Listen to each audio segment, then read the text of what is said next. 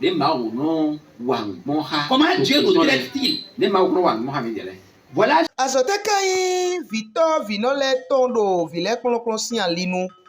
Hota enewe ple Victor Vino kanwe foton kunwe do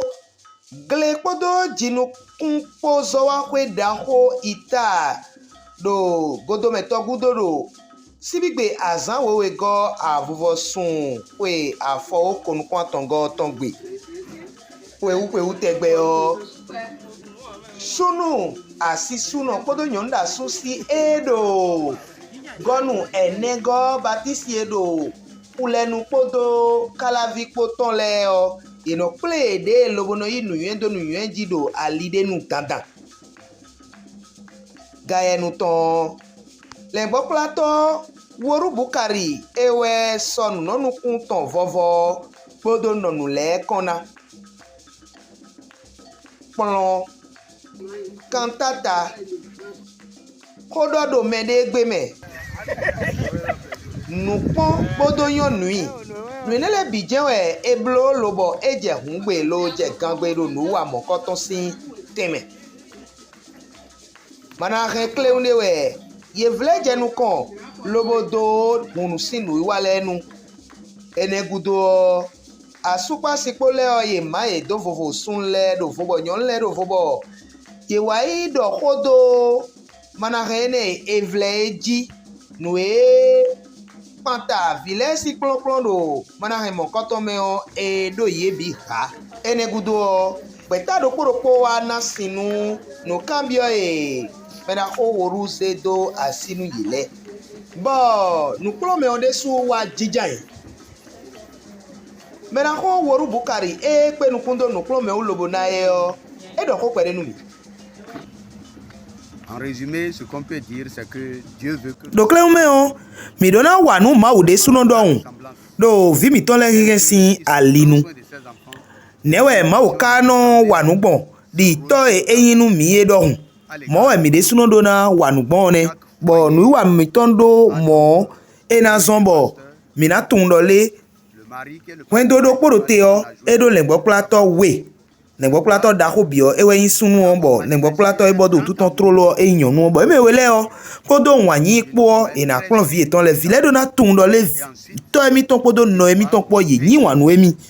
bo eni ogudo e kana plan lobo na ye bo e na kwise town do e do dido e kaka o ayi hon e na wa do le melesi vidie o bo kana do dagbeji o nu da ko e nu mo koton yin mi ka do na no ko de nu vi mi ton le webi wenu bona ko kando ye bo nue ye na yin do ali le bikwinu kwigbo mesian linu we agbaze mesian linu we no ploplo bona yin de so sian linu we no ne le bikwi o mi no anon ko de nu ye bona ko kando ye do eblo mo so mi na mo le kwendo mi ton e konsana yin kwendo maise no ton pon gbede o eneon eba we ma o kade nu kwendo do poropo mi ton le so eyin mi ton do kwendo me bo mi dona blo dandame Les voyants demain, on puisse dire c'est les enfants de tel. e ka wa nu mo koton sin do me on de je ko no so ipe sin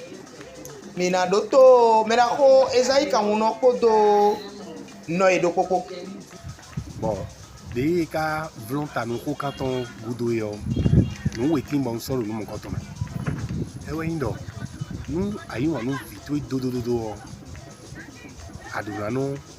point brano do bani badu no vi ko de ka de ndo e fon te we an vi ko enya no ana no ko vi o ile ma fo do gbo pro me bonu e akun sin ko de ko bi ti yo iye wa so gudo ayi tomaso a lekosi pro me ne ile gudo we go in je sime we no mi no an no be do po do ile kun konsa le ji o to po no po yo an do be do po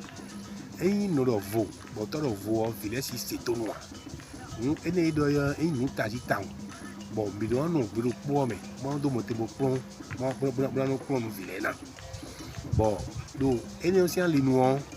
ele dit que mi no no ko de no ile do dokun da dokun ma do vo gbede mina jo don vile wen éducation no pon me mina jo don ye o ewe no mo koton on mina te mo na éducation dagbe boka no fon bo no khode nu ye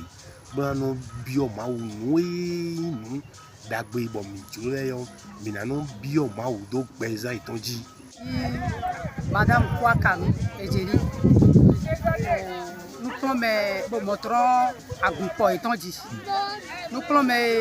ido cléotéon et nous plombons tadi on est va faire mi do rando groupe sous consigo yimi to mi na do groupe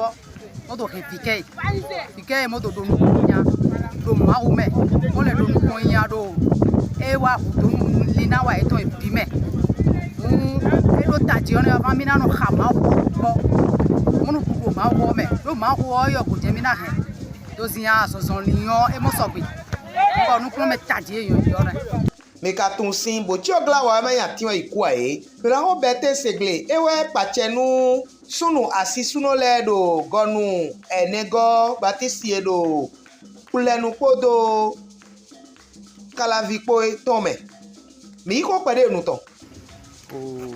nu wa lo mi soro te o ni ve akuno dako ma uka gwalo nu dokoropo o asupa si kule ton be gosi fi teme do zonu 4 me o kiko kule mi ton weji mi ke ndo ta je we no meji ko azo e mi meji to ton vile o na siku yinu pulo me je ha sian li no azo e mi ton uji we mi ke ndo o e bi me keke mi do ko keke mi vile si teten bo mi monu kunje u bo alo mi ton ren mi de mi so di manamlo bo bi mi to le si so yan e dan so yin dagbe mi monu kunje mi lo ko o mede we ka ko kan nu wa ine me be tai nu wa nu ko kan o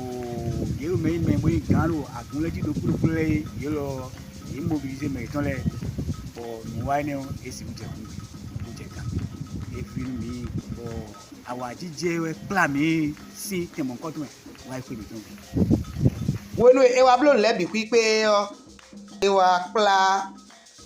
gbelebo ewa ipon kweyin ita kwe ogbe nu edo kwe negbe lobo yan pombo pe to ken na pon lo na lu nukun we o eso nukun meleton lobo so